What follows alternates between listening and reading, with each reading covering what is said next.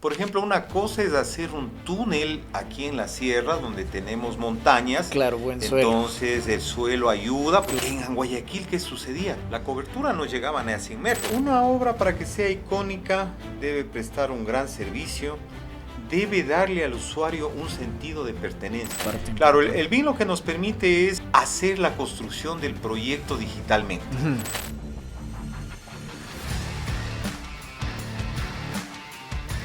Bienvenidos al podcast de Cementos Selva Alegre, Hagámoslo Juntos, donde exploramos los desafíos del mundo de la construcción junto a los mejores expertos.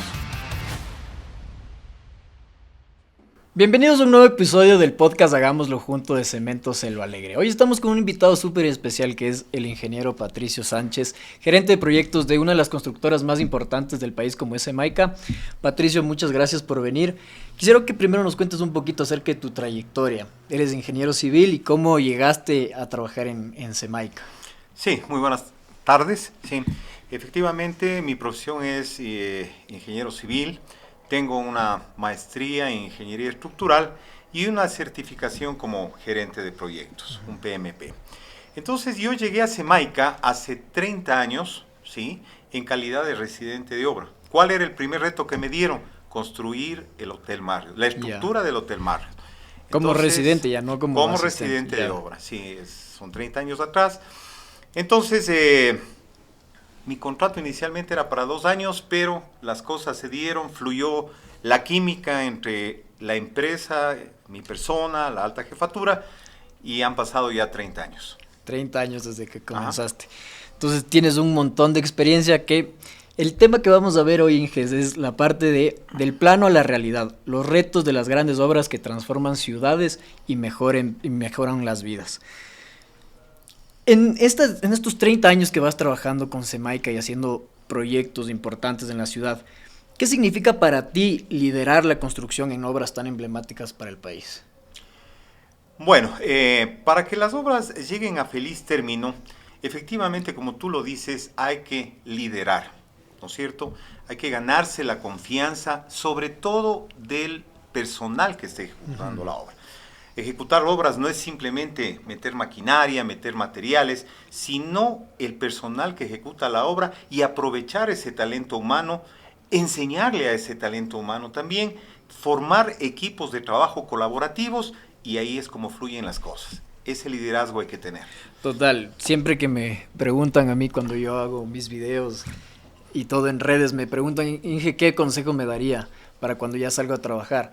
Y yo, más que decirles, ve, aprende este programa, esto, justamente les digo que aprendan este tema de liderazgos o de manejo de grupos, que esas otras habilidades que no aprendes en la universidad, que no te dan como una clase, es de las cosas más importantes, no solamente para, como tú dices, liderar también los grupos, sino también para llevarte bien con tus jefes y todo.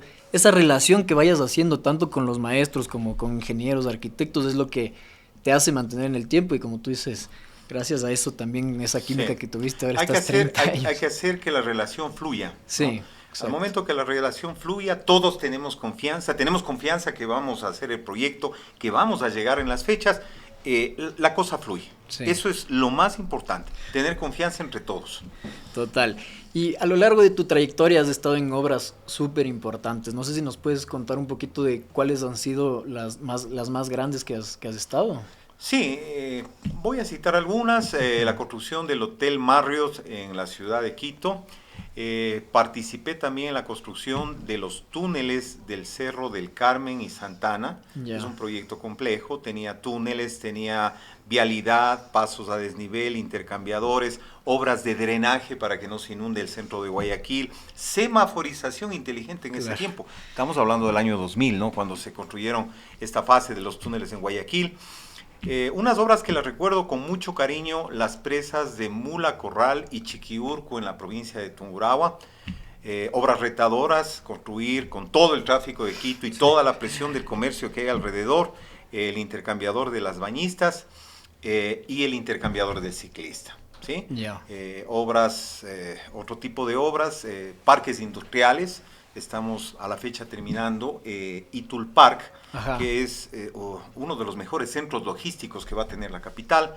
Están Que es ahí por la E35, ¿no es Es en cierto? la E35, tenemos unos galpones de 20.000 Son metros gigantes, cuadrados sí. cada uno, son 4 de esos, 80.000 metros cuadrados para logística. Y ahora estoy manejando el Colegio Americano, ¿sí? Ya. Es una obra retadora porque la obra tiene que estar para el año que viene operativa para que funcione ¿Y empezaron cuando eso? y se pase. Empezamos hace 5 meses atrás. Claro, un primo mío está ahí estudiando y hablaba con la mamá y me decía, ya el próximo año tienen que estar ahí. Yo decía como, ¿cómo van a estar el próximo Tiene año? que Y estar el próximo año. es enorme, es enorme. Sí, es una obra bastante grande, son Claro. como 50.000 metros cuadrados de construcción, 13.5 hectáreas de intervenir. Claro, Entonces, sí. sí. Y de lo que has trabajado ahí, ¿qué tienen en común estas grandes obras? A ver, las obras grandes en común tienen varias cosas. Primero, que están en la mira de muchas personas. Se va a construir una obra grande, hay varias partes interesadas, unas positivas y otras negativas. Unas van a recibir beneficios, otras se van a sentir impactadas por la obra, porque cuando uno se hace una obra, necesariamente hay un impacto, ¿no? Entonces tenemos estas partes interesadas que asoman al comienzo, que hay que saberlas manejar, hay que saber coordinar las acciones con ellos. Luego tenemos los inversores, la gente que está poniendo el dinero, tiene mucha expectativa en qué, en que salga en el plazo y que le cueste lo que tiene presupuestado, ¿no es cierto? Es lo primero que hace el seguimiento, el inversor. Y luego las personas, las comunidades, o quién va a recibir el beneficio directo de esas obras, ¿sí? La presión, obviamente, durante la ejecución, viene sobre todo por el tiempo y por el costo que va a tener la obra. Claro, hay otras cosas intrínsecas para que la obra sea exitosa, hay que saber manejar los riesgos, hay que saber manejar el tema de la calidad, un aseguramiento, un control de calidad, hay que saber manejar las comunicaciones que se debe tener con todas las partes interesadas, con los dueños, con los obreros, con los vecinos, etcétera, etcétera, sí, con todos los que se sientan de alguna manera impactados, sea positiva o negativamente por la obra, ¿no es cierto? Hay que saber manejar el alcance del proyecto, ¿sí? Queremos mantener un precio, pero a veces empiezan las cosas por ahí, que quiero esto, quiero este otro, entonces el alcance va variando, hay que saberlo manejar y manejarlo a tiempo, sí, porque después tenemos los sustos de que la obra va a costar más, que hay que financiar la obra, que hay que esperarse hasta tener el financiamiento. Entonces todas esas aristas hay que manejarlas en conjunto desde un comienzo para que el proyecto sea exitoso, se llegue en tiempo y se llegue sobre todo en plazo, que son las dos situaciones que más interesan al propietario de la obra. Y no sé si podemos ahí ahondar un poco más en eso de, ahorita me dices por ejemplo el tema del Colegio Americano. De eso iba la siguiente pregunta que justo nos estabas comentando, es ¿cómo gestionan ustedes estos que ya el cliente te pide que tiene que estar para la próxima fecha? O sea, ya el próximo año tienen que estar todos estudiando ahí en el colegio. ¿Cómo hacen ustedes para gestionar esta presión sin comprometer la calidad del proyecto? Bueno, te cuento adicionalmente que el Colegio Americano es un fast track, ¿no? ¿A qué te refieres con eso? Cuando decimos fast track, me refiero a que tiene muchas rutas críticas del proyecto, ¿no es cierto? Un proyecto normalmente debería tener una ruta crítica identificada, que es la que me va a marcar el plazo del proyecto, pero cuando ya los tiempos quedan cortos, empiezan a aparecer varias rutas críticas. Se vuelve la cosa más comprometedora porque hay que ponerle atención a varios flujos de trabajo. Entonces, eso es lo que ahora mismo tenemos en el Colegio Americano. ¿Cómo lo gestionamos? Bueno, hay que aplicar técnicas no solo de programación. Yo cuando hago una programación de obras, ustedes han visto, es un cronograma de barras donde se marca una secuencia, se marcan unos tiempos y decimos aquí empezamos, aquí terminamos, este es mi cronograma. Así es la parte previa cuando vamos a arrancar el proyecto. Pero en la realidad las cosas no van por ahí. Entonces, ¿cómo hacemos para asegurarnos de que vamos a cumplir con los tiempos? Nosotros utilizamos el Lean Construction, una de las herramientas más importantes que se la utiliza ahora con mucha frecuencia y es el Last Planner System. Last Planner System. Que es el Last Planner System, es la planificación es del último planificador de obra, ¿no es cierto? ¿Cuál es el último planificador de obra? No es pues exactamente el gerente de proyecto, no es exactamente la persona que hizo la propuesta, sino los que estaban ejecutando el proyecto. Entonces ahí mantenemos reuniones colaborativas con subcontratistas, con maestros mayores de obra, con los ingenieros residentes, con los propietarios, que sea un trabajo colaborativo en donde hacemos, de acuerdo al método, programaciones intermedias. Entonces yo tengo mi cronograma, aquí empiezo, aquí termino tal fecha, ese es mi punto de finalización. Entonces bajo esa demanda, bajo ese esfuerzo, se hace la programación intermedia. Tengo que hacer, no sé, 10,000 metros cuadrados de enlucido, aunque no vamos a enlucir acá, pero de enlucido. Entonces te vas para atrás, tengo tantos días, mi cuota de trabajo es tanto, y tengo que asegurar esa cuota de trabajo y sé que voy a llegar a los plazos. ¿No? Conoces cuál es a lo que quieres llegar y de ahí ves hacia atrás. Hacia atrás. Es así como funciona el método de las Planner Systems. Súper interesante, sí. No es que tengo un grupo de gente y digo, bueno, vamos a ver hasta dónde llegamos, porque no sabemos a dónde va a llegar. Y esto es al revés, bajo demanda. Entonces, asimismo, si es que sabemos que esa cantidad de obra hay que ejecutar, ¿cuál es el rendimiento que tenemos? Entonces ya sé cuántos obreros necesito, ya sé cuántas unidades de equipo necesito, y asegurándonos de ese rendimiento, yo sé que voy a llegar a la fecha. Súper interesante. Y también utilizan ahora con la tecnología el tema de BIM, que está en auge. También utilizan en sus proyectos, aplican la metodología. Sí, bueno, yo por los años de trabajo que tengo, yo vengo desde cuando se hacían los planos a rapidógrafo en una mesa de dibujo. Luego vino el AutoCAD, y después el AutoCAD era obligatorio para todos los proyectos. Ahora, por la capacidad de las computadoras, hemos llegado al BIM. ¿Sí? El BIM no es más que un método colaborativo, donde tenemos varias personas trabajando, tenemos una nube, ¿sí?, donde vamos a almacenar la información para que los diferentes actores participen, y dibujamos ya en 3 dimensiones, que es lo más interesante, ¿no? Y claro, y como ya tienes dibujado en 3 dimensiones con un montón de datos, pues también con programas, a ver, tú en el programa que ustedes hagan la planificación, pueden coordinar justo con el Revit o con el Navisworld, por ejemplo, y tener una mejor planificación. Entonces, el mezclar la parte de Lean Construction, como tú dices, con el BIM, hace que puedas tener un proyecto exitoso sin resolver tantos problemas al momento de construir, ¿no? Que eso también te atrasa, o sea, intentar resolver los problemas antes de construir. Por supuesto que sí. La parte claro, el BIM lo que nos permite es, yo diría, de acuerdo a mi forma de pensar, hacer la construcción del proyecto digitalmente. Entonces construyo, pongo las instalaciones, pongo las paredes, pongo los ductos, y voy viendo qué sucede, Como experiencia exitosa del BIM, en el año 2018, SEMAI, que es una de las primeras empresas que incursionó en esto, ¿sí? En el año 2018 construimos una planta para faenamiento de porcinos en Pronaca. Era asimismo Fast Track. Mientras SEMAICA hacía los diseños y construía toda la infraestructura que se requiere para esta planta de faenamiento, ¿sí?, en Europa estaban fabricando, ¿sí?, todo el equipamiento que se necesita para hacer el faenamiento. Entonces íbamos trabajando a la par. Esto es un fast track. Por ahí tenía su ruta crítica, nosotros por acá teníamos. Y debíamos dejarle todo previsto para que cuando vengan los montajistas de Europa, las cosas estén en su punto, las instalaciones eléctricas, gas, aire acondicionado, etcétera, todo lo que se requería. Y claro, siempre teníamos la advertencia del propietario de Pronaca que las cosas tienen que estar bien, porque claro, esos técnicos cuestan muchísimo dinero. Claro, que vengan acá y algo nuevo. Entonces fue tan exitosa la utilización del BIM, claro, durante la fase de diseño, había como 900 interferencias, 900 issues que les fuimos limpiando, ¿sí? Y cuando hicimos el montaje asomó uno solo.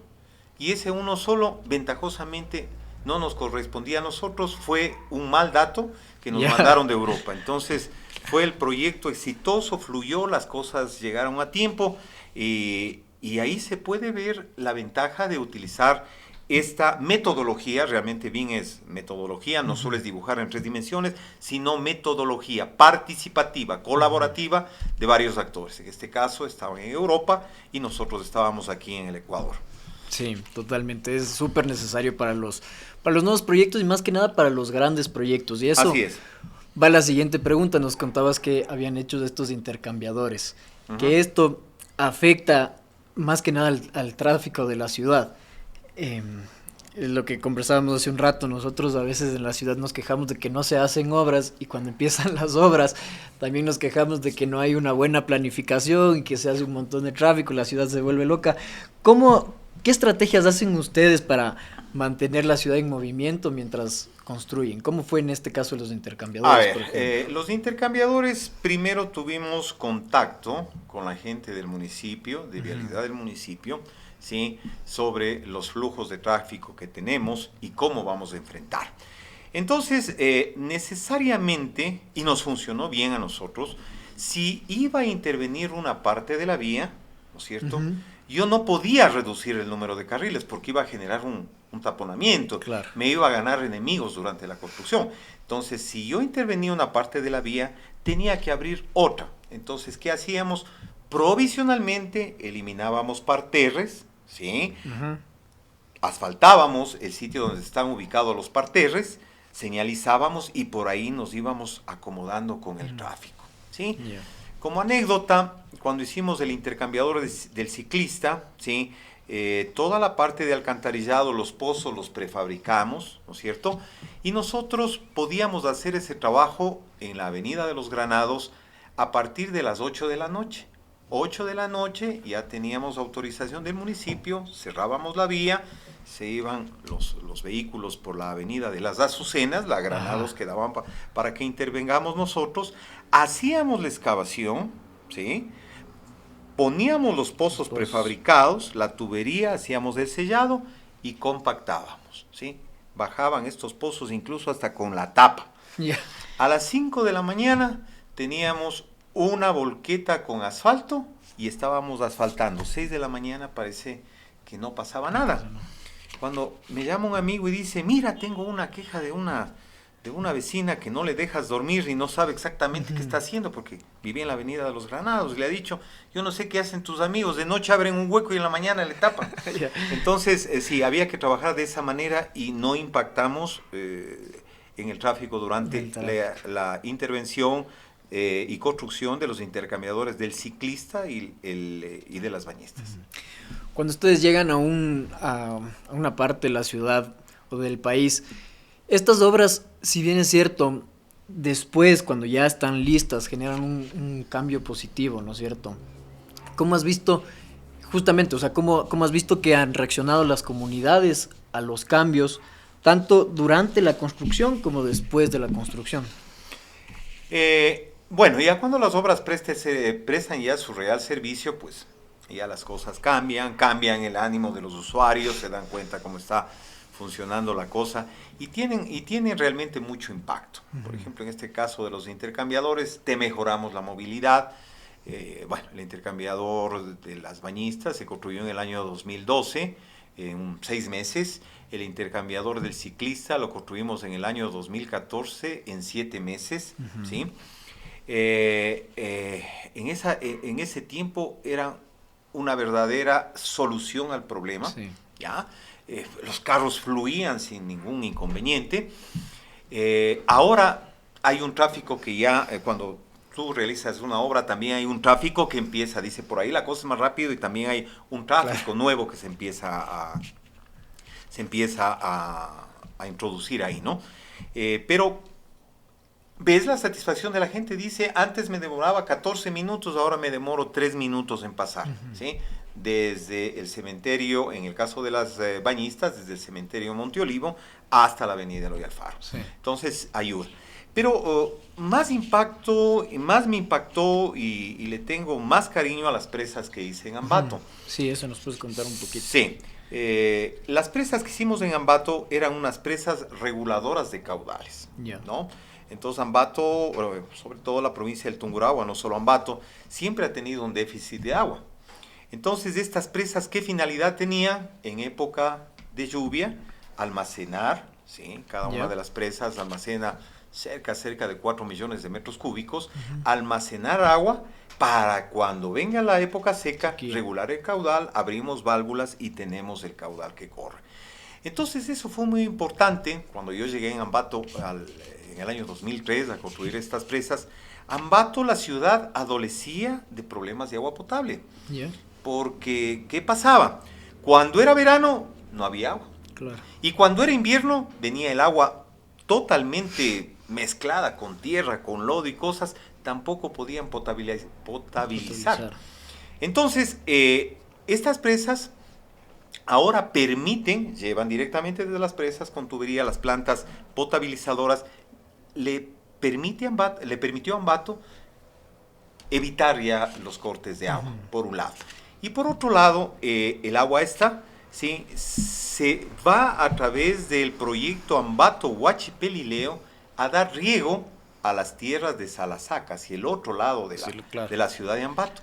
Entonces, súper gratificante porque ya los agricultores ya pueden invertir en cultivar, porque saben que si viene el invierno, siempre van a tener agua para el regadío. Entonces eso dio un impulso en la economía de la provincia de Tungurahua, una confianza en los agricultores, una confianza en los habitantes de Ambato, de que estas obras eran emblemáticas, que tenían que hacérselas, y siempre las recuerdo. Ahora van a construir, está haciendo la empresa Hidalgo, están construyendo una tercera presa. Una ¿sí? tercera. Se han dado cuenta de que es necesario conservar primero los páramos para tener agua y segundo, si no tienes agua, almacenar el agua. Claro. ¿sí? El agua más cara, decía alguien por ahí en Ambato, el agua más cara es la que no se tiene. Claro. Uh-huh. Y de todos los proyectos que has estado, ¿cuál crees que ha sido el más retador y qué enseñanzas te dejó? Bueno, un proyecto, el más retador, los túneles de Guayaquil. Realmente ahí sí hubo mucha ingeniería, fue un proyecto diseñado en Europa. Los diseñadores, Era la primera vez que hacías un túnel. Sí, un túnel y todas las obras adicionales. Claro. Entonces era, para ese tiempo, bastante ingeniería, conocimientos nuevos, capacitaciones que tuvieron que darnos, porque es una obra súper, súper importante, ¿no? Por ejemplo, una cosa es hacer un túnel aquí en la sierra, donde tenemos montañas. Claro, buen suelo. Entonces el suelo ayuda, porque Claro. realmente lo que funciona es el mismo suelo. El suelo ayuda, el suelo permite perforar al túnel. Si te encuentras con roca, mucho mejor, porque con más seguridad vas a atravesar. En Guayaquil, ¿qué sucedía? Teníamos que pasarnos del Cerro del Carmen y Santana. La cobertura no llegaba ni a 100 metros. Sobre la cobertura tenías un montón de personas, casas, gente que vivía, gente que podía reclamar al municipio, decirle se hundió mi casita, se hundió mi casa, ¿no? Entonces era pero muy retador, ¿sí? Teníamos que construir sin generar mayor problema en esta zona habitada que era el Cerro del Carmen y Santana. El suelo en Guayaquil, como sabemos, suelos en la costa son bastante malos, entonces había que tener mucho cuidado. Había una serie de obras de sostenimiento, muros anclados, muros ¿Cómo fue el proceso ese? tablas de estacas. ¿El proceso del túnel? Sí. A ver, en el proceso del túnel, primero tienes que construir, ¿sí? Los frontones en el túnel, Ya. ¿no es cierto? De tal manera que apenas ingresas con el túnel, no se te venga la montaña encima. Entonces, la primera obra que hay que construir es el frontón, ¿ya? Y luego ingresas a perforar el túnel y tiene que ir de la mano el ingeniero civil con el ingeniero geotécnico, con el ingeniero geólogo, viendo qué es lo que aparece. Ajá. Entonces, de acuerdo a lo que aparece, te dice, aquí el sostenimiento es, qué sé yo, unas cerchas metálicas, unos paraguas de protección, hormigón unitado, lo que quiera que sea, de acuerdo a cómo esté el diseño, te va indicando el geólogo y el geotécnico. Pero es ahí mientras estás construyendo. Sobre la marcha. Sobre la marcha. Agarraditos de la mano, se va excavando y se va viendo qué es lo que pasa y cuáles son las medidas que hay que tomarse. ¿Y cómo podían hacer ahí el tema de costos, por ejemplo, presupuesto? Porque tenías estipulado que iba, no sé, vamos a hacer esto, nos va a costar tanto, pero ya sobre la marcha, como dices, te salía otra cosa.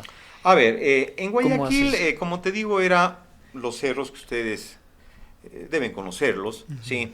No tienen una cobertura muy alta, 99 metros sobre el nivel del mar, creo que llega el Cerro del Carmen, y abajo en la plataforma, abajo en la solera del túnel estábamos a 4 metros, había unos 80 y pico de metros de cobertura. En el peor de los casos sí estaba bastante bien perforado y se sabía lo que se iba a encontrar. Sí. Estaba bien perforado eso. Pero fue una obra que es la que más... ¿Qué enseñanzas te dejó eso, por ejemplo, esa obra? Después cuando culminaste, ¿qué dijiste? A ver, esa experiencia para ti. Claro, experiencia en el campo de la ejecución de ingeniería civil. Ahí trabajó SEMAIC en consorcio con la empresa española OHL. Enseñanza en tratar con gente, con personas de otras latitudes, ¿sí? Siempre estás aprendiendo. Y después de la ejecución del túnel, pues se aprendió de todo, ¿no? Se aprendió de todo. Son obras masivas, obras grandes, que te enseñan mucho. Claro. Ahora con la tecnología igual como ha avanzado, hay nuevas técnicas, hay una innovación en técnicas y materiales, y estos juegan un papel clave al momento de cumplir con tiempos y estándares. ¿Cómo se integran estas innovaciones en el día a día para ustedes como constructora? Dependiendo de la necesidad de los proyectos, sí ha habido innovaciones en materiales, ¿sí? Pero más que todo tenemos que cambiar muchas veces la mentalidad de todos, ¿sí? Esto lo dice el Lean Construction. Hay que aprovechar la prefabricación, ¿sí? Entonces, si queremos hacer las cosas con un muy buen control de calidad, queremos hacer las cosas más rápidas, entonces a la par tenemos que ir trabajando en diferentes sitios, ¿sí? Prefabricando los elementos que se requieran para la construcción. Ustedes habrán visto, los chinos en cuestión de meses se levantan edificios. Son prefabricados, sí. Traen un pedazo del edificio, con la grúa le montan y le van ensamblando, le van amarrando un bloque a otro y ahí está el edificio, ¿no? Entonces hay que apuntarle mucho a la prefabricación. Esa es la innovación que tiene que darse. El costo de la mano de obra es bastante alto, ¿sí? Usted se iba, ¿crees que es por eso que no se, o sea, sí se utiliza aquí, pero no como en otros países, ¿no? ¿Por qué crees que no se utiliza tanto el tema de los prefabricados? Hay que cambiar la idiosincrasia. Hay que cambiar el switch de ingenieros, de usuarios, de operadores, de mano de obra. Sí, hay que cambiar, hay que ir poco a poco cambiando. ¿Sí? Hay que cambiar eso, pero la prefabricación es lo que va a hacer que las obras les hagamos más rápidas. Cuando tú prefabricas, calidad. Como se hace esto en fábricas y todo, vas a tener un mejor control de calidad y claro, las y no tienes más rápidas, ¿no? El problema, por ejemplo, eso conversamos aquí, cuando vas a fundir un elemento, tienes una fundición de losa, te hizo un mal día, te fregaste, o sea, y no puedes hacer nada, claro, o sea, dependiendo de cómo sea la lluvia, ¿no? Se hace sobre condiciones controladas. Claro, ¿no? Entonces ahí es mucho más industrializado, y como dices, pues tienes una mejor calidad de la obra, entonces eso es importante. En Guayaquil, cuando tuve la oportunidad de trabajar en los túneles, utilizan mucho la prefabricación ahí. Sí. Ahí existen 2 plantas grandes de prefabricados, entonces te fabrican las piezas. Además que tienes más ventajas, además de eso, también con luces más grandes, o sea, menos material, más barato. Incluso de allá te lo traen acá. Claro, de allá te lo traen acá. Sí, entonces, ¿qué es lo que se hace aquí? Construyen las columnas, pones unos capiteles en las cabezas de las columnas, pones una viga que amarre las columnas, ¿sí? Y traes unas secciones doble T pretensadas, claro. Les vas montando y ya tienes la cubierta. Pones un topping, una losa encima que cosa estos elementos doble T y ya están los pisos. Así se construyen casi todos los centros comerciales en la ciudad de Quito. Pero ¿y crees que es también porque la inversión inicial es más alta al momento de ser prefabricados? O sea, ¿o no? Te diría que los costos van por ahí. Sí. Los costos van por ahí, ¿sí? Yeah. Y al final sí es mucho más barato. Es mucho más rápido. Costos, claro, mucho más rápido. Es mucho más rápido, ¿no? Es totalmente rápido eso. Sí, es algo que lo que tienen que ir, bueno, la mayoría de construcciones, ¿no? Porque se puede hacer en todo, además, o sea, el tema de todo. Prefabricados. En prefabricados puedes hacer de todo, puedes hacer edificios, puedes hacer naves industriales, puedes hacer puentes, puedes hacer alcantarillados, Sí. puedes hacer secciones cajón para desviar riachuelos, lo que se te ocurra Todo. se puede hacer con Sí. prefabricados. Patricio, en tu experiencia, ¿qué factores determinan que una obra no solamente sea funcional, sino también icónica para una ciudad? Es importante también que, claro, nosotros como constructores llegamos a una comunidad, a una ciudad y hacemos obras que también queremos que impacte positivamente. Entonces, justo de eso va esa pregunta. ¿Qué determina que una obra no solo sea funcional, sino que también sea icónica para una ciudad? A ver, una obra para que sea icónica debe prestar un gran servicio, debe darle al usuario un sentido de pertenencia, ¿no? De decir, esto es mío. Por ejemplo, una de esas es, de las últimas, es el sistema de metro que tenemos en la ciudad de Quito. Sí. Es una Yo ciudad amo el icónica, metro. ha impactado a, no sé, millones de usuarios. Los usuarios se sienten dueños de ese metro, Sí. se sienten parte de ese metro y es uno de los mejores metros del mundo, diría Sí. yo, ¿no? Totalmente limpios, funcionales, operativos. No es muy largo en su recorrido, pero el metro que nosotros tenemos que cuidarlo. Nos sentimos impactados por esa obra. Total. Y esa es una obra icónica. Como fueron los túneles de la ciudad de Quito, San Juan, San Roque, ajá. que se construyeron más allá de 50 años. Era icónicos, los quiteños nos sentíamos orgullosos, los túneles de Quito, Sí. decíamos, ¿no? Entonces, tiene que impactar positivamente en la vida, ¿sí? de la comunidad, de los que habitan una comunidad. Sí. Yo amo el metro, amo Ajá. el metro, o sea, yo cojo casi siempre, yo vivo al lado del metro, entonces amo el metro y como dices, es una responsabilidad nuestra como quiteños cuidar el metro porque es una obra Sí. impresionante. Y la gente se siente dueña de esa obra, ¿no? Sí. Dice, soy quiteño, tengo mi metro. Sí. Sí, eso está muy bien. Es Esas hermoso. son las obras que impactan. Y finalmente, icónicas. para ir acabando, ¿qué consejo le darías a los nuevos profesionales, ingenieros, arquitectos que están dentro del mundo de la construcción, que sueñan con liderar grandes proyectos de infraestructura? ¿Qué consejo les darías? Sí, a ver, primero, tú sabes, en ingeniería, la ingeniería tiene muchas aristas, ¿no? Ujú. Una de esas aristas es la ejecución de proyectos. Hay otros colegas que se dedican a lo que es diseño, excelentes diseñadores, se dedican, ¿qué te digo?, a ventas, se dedican a innovación, se dedican a la cátedra universitaria, pero una sola de esas aristas, y de la cual me siento orgulloso de haber hecho parte de mi vida, es la construcción. La construcción es un tema apasionante, un tema que te deja marcado la vida cada que terminas una obra. Entonces, lo primero que les aconsejaría a los nuevos ingenieros es que tengan pasión y amor por lo que hacen. Si es que tú tienes esa pasión y tienes ese amor, entonces muchas cosas van a salir dentro de ti. Estudiar, capacitarte, aprender, escuchar a los colegas, escuchar a los obreros, informarte más, ¿no es cierto? Entonces así es como vas ganando liderazgo, vas ganando experiencia y más temprano que tarde vas a liderar grandes proyectos, ¿no? Sí. Es tener amor por lo que se hace, porque es muy apasionante la construcción.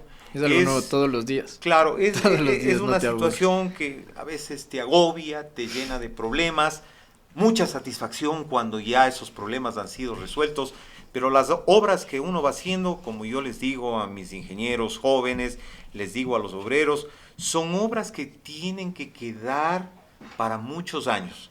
Nosotros ya pasaremos, les digo, y las obras van a quedar ahí. Si las hicimos bien, quedarán bien ahí. Si las hicimos mal, quedarán mal ahí. Sí. Entonces hay que hacer las cosas con cariño y compasión. Sí, total. Hermoso mensaje, Patricio. Muchísimas gracias por venir a este episodio, a darnos todas estas enseñanzas y contarnos toda tu experiencia. Espero que también lo hayas disfrutado. Así es, muchas gracias. Y ustedes no se olviden de suscribirse al canal, darle me gusta, compartir el video si les gustó y nos vemos en un nuevo episodio del podcast Hagámoslo Juntos.